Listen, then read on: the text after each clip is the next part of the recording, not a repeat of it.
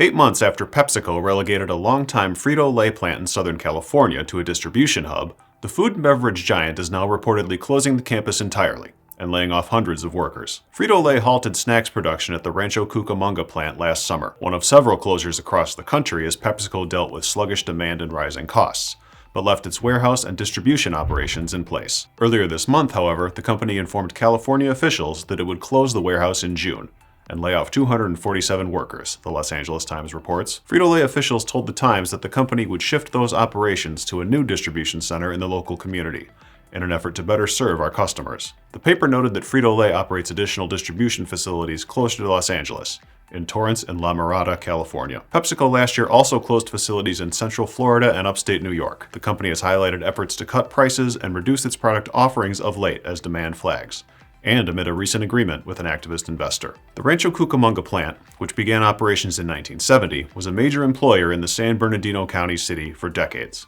and was also purportedly the origin of the popular Flamin' Hot variety of Cheetos in the early 1990s. I'm Andy Zoll. This is Manufacturing Now.